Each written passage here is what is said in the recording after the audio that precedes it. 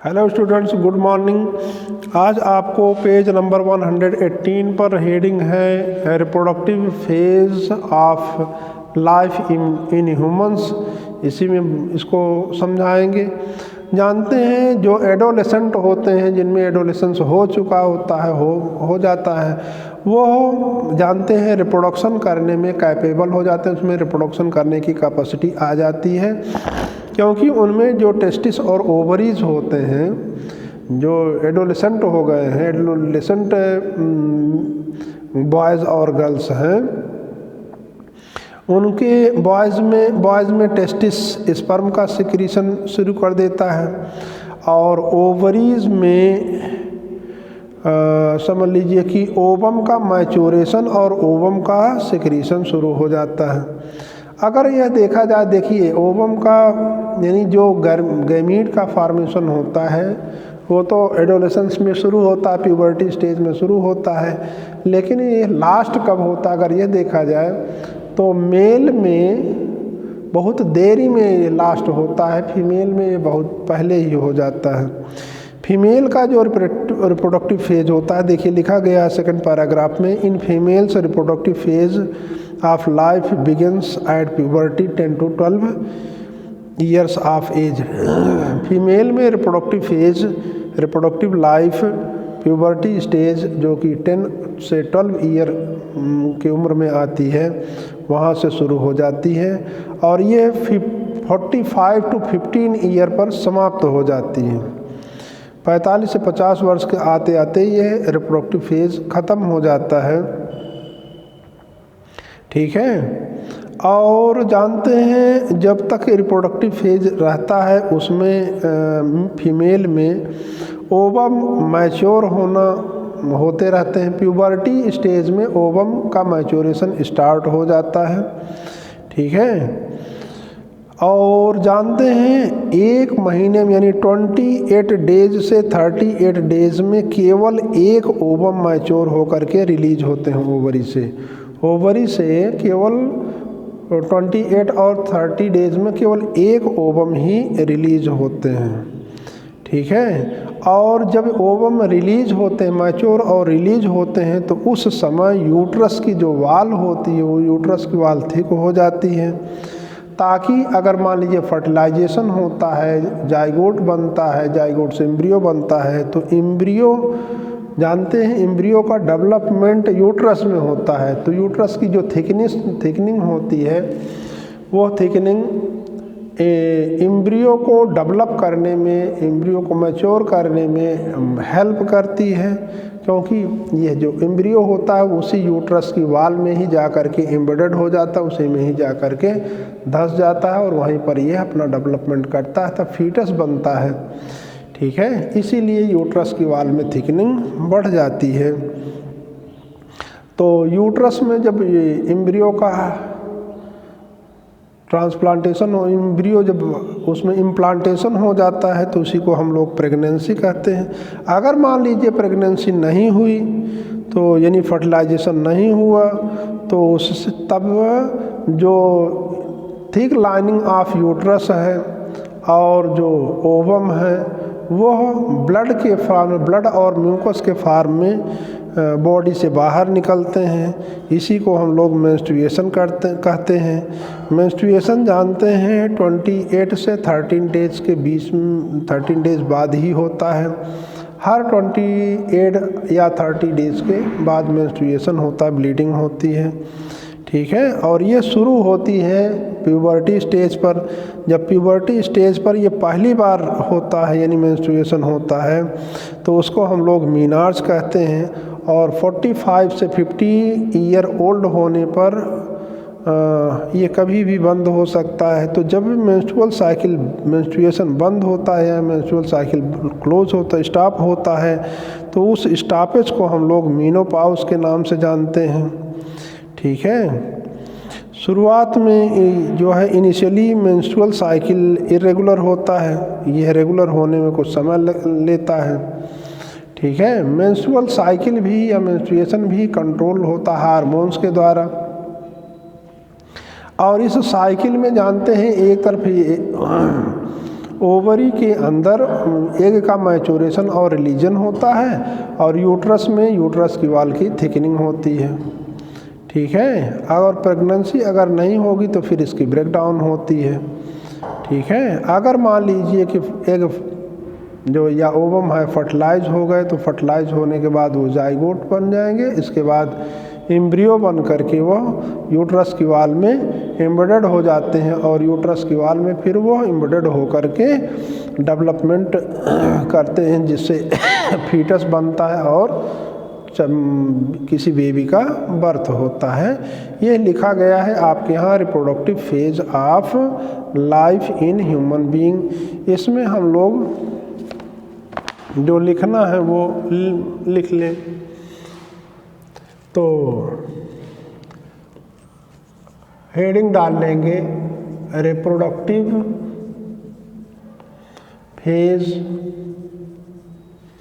Of life in humans human being में। तो in females the reproductive phase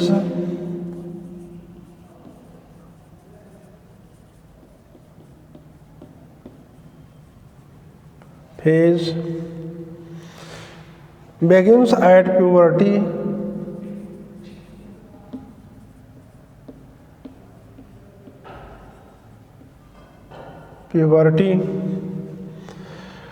और bracket में लिख सकते हैं 10 to 12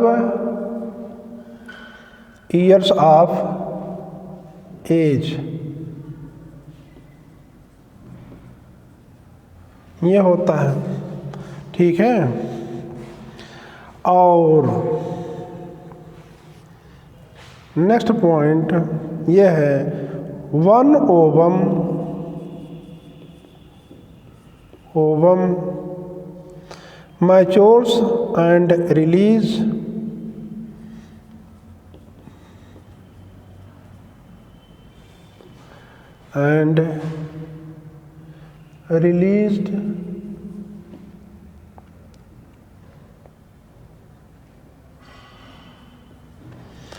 released by one of the ovaries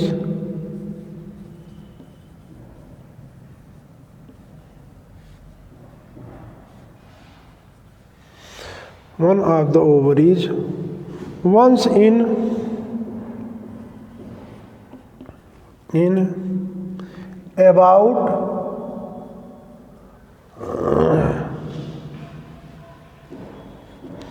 about 28 to 30 days।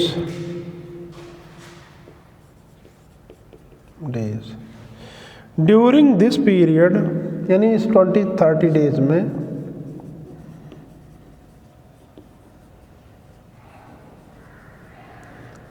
during this period the wall of uterus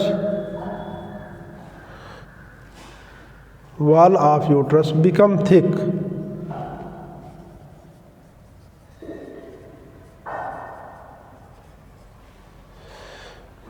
thick to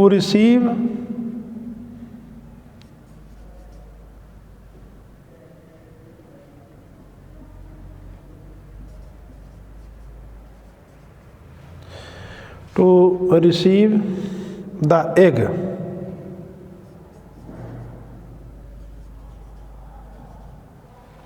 यहाँ पर होता है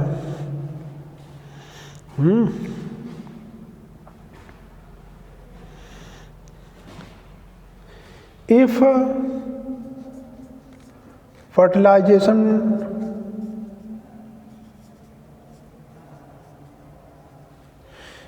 fertilization does not occur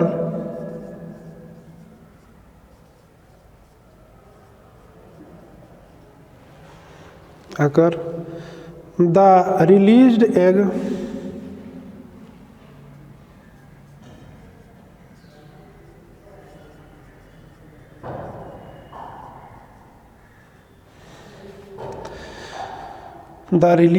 and the thickened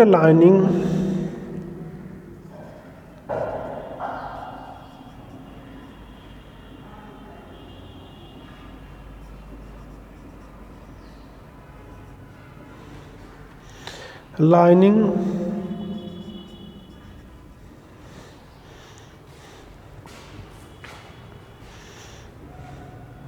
of the uterus along with its blood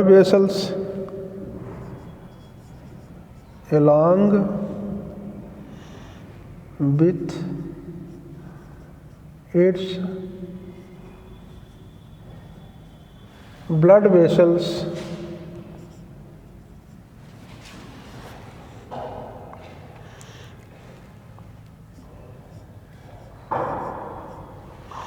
blood vessels are shed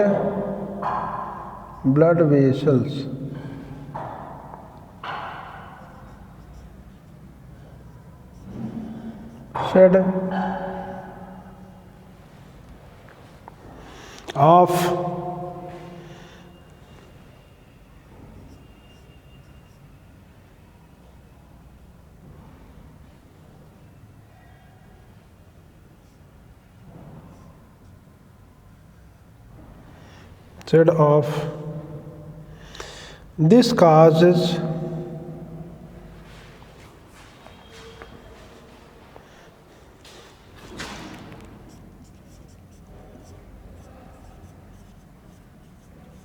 this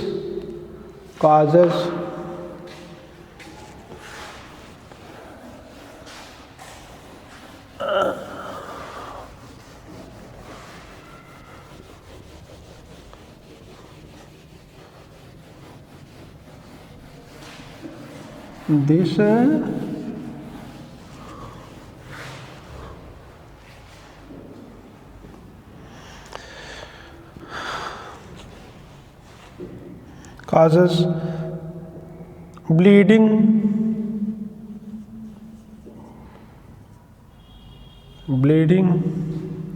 in women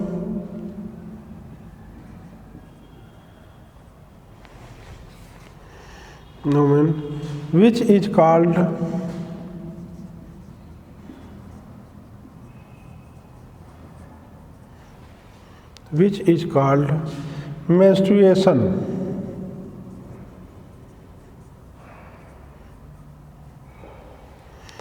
menstruation. और menstruation occurs once in about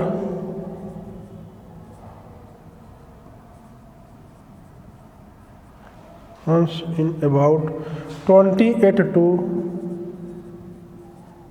30 days। ठीक है, फिर इसके बाद आप हेडिंग डाल लेंगे मीनार्च।